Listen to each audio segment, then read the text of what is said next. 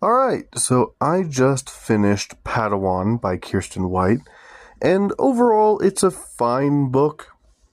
It's definitely a young reader's book, and the most annoying thing about it is it's basically one very, very long internal struggle of Obi-Wan. It's a story that I was expecting it to be an Obi-Wan Qui-Gon story, but it's just Obi-Wan on a solo adventure, which is fine, and it's pretty fun overall. But he's constantly struggling internally with himself, as well as constantly having this weird interaction with the people that he's trying to help, where one moment they'll be completely against him, then the next they'll be accepting of him, and then they'll be against him again, and then they'll be kind of ignoring him, but then they'll be all in on him, and then it just keeps going back and forth. But overall, it's fine. I would recommend it if you have nothing else to really read.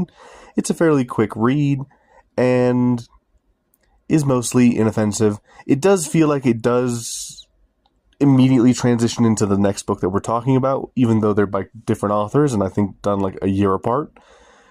But they do seem to be connected.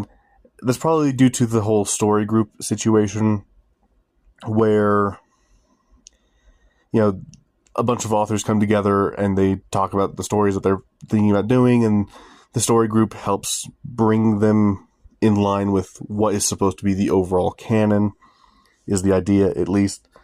But that does lead us to the next book we are reading, which is Master and Apprentice by Claudia Gray. Now, I've already attempted to read this book once in the past, and I gave up, because I have a bit of a fraught relationship with Claudia Gray's writing. I feel she does fantastically when it comes to doing original characters in Star Wars, but when it comes to doing established characters, I'm not a big fan. I'll see if this book, the deeper I get into it, can change that, but we'll see.